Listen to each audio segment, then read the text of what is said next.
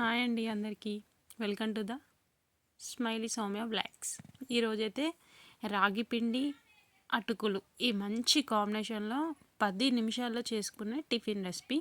మనం దీన్ని టిఫిన్గా కానీ స్నాక్స్గా కానీ ఎలా అయినా తినచ్చు. టేస్ట్ మాత్రం చాలా బాగుంటాయి. అసలు రాగి పిండి ఫ్లేవర్ అనేది అసలు మనకి ఎక్కడ తెలియదు. చాలా ఈజీ అండ్ సింపుల్ రెసిపీ.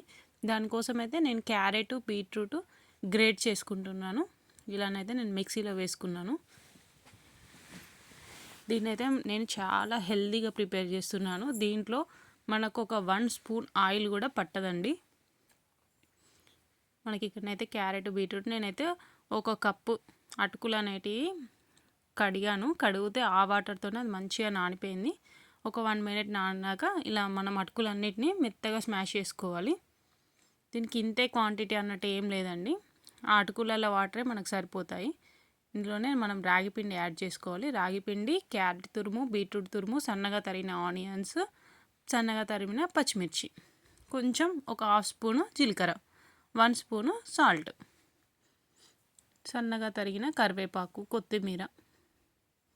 మనకి అటుకులలోనే వాటర్ ఉంటాయండి. అటుకులలో ఆనియన్స్లలో ఉన్న వాటరే ఈ బ్యాటర్కి అయితే మనకు సరిపోతాయండి. మనం చపాతీ పిండి అయితే ఎలా చేసుకుంటామో అలానే దీన్ని అయితే మనం కలిపేసేసుకోవాలి. నేనైతే ఎక్కడ ఒక చుక్క వాటర్ కూడా యాడ్ చేయట్లేదు, ఎందుకంటే నాకు అటుకులలో ఉన్న వాటరే సరిపోయినాయి.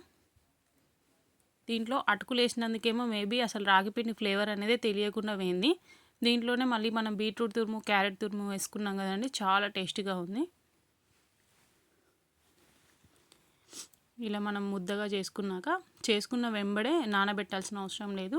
నేనైతే కర్చీప్ మీదనే చేస్తున్నాను. కర్చీప్ అనేది తడి చేసుకొని నేను తడి చేయి యూజ్ చేసుకుంటేనే చపాతీలు అనేటివి చేసుకున్నాను రౌండ్గా. చూడండి, నేను ఎక్కడ ఒక్క చుక్క ఆయిల్ కూడా వాడలేదు. మనం కావాలనుకుంటే ఈ చపాతీల పైన వేసుకోవచ్చు. నేను పిల్లల కోసం అయితే కొంచెం వేస్తున్నాను.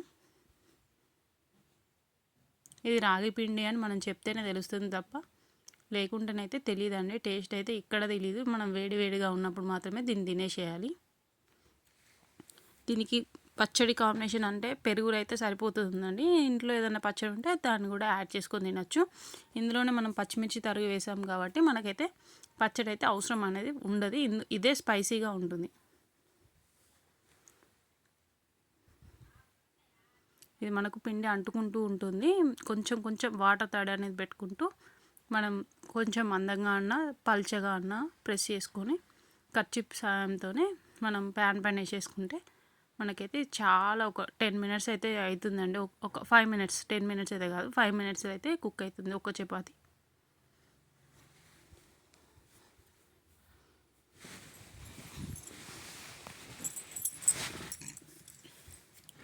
మనం వారానికి 3 సార్లు అయినా ఈ రెసిపీ చేసుకొని తినచ్చండి.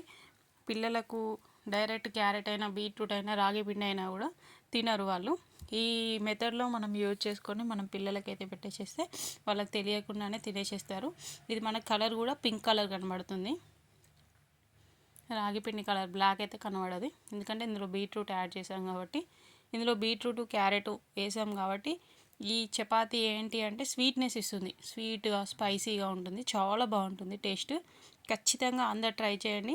నా రెసిపీస్ మీకు ఏవి నచ్చినా కూడా నన్ను సబ్స్క్రైబ్ చేసుకోండి. Thank you for watching.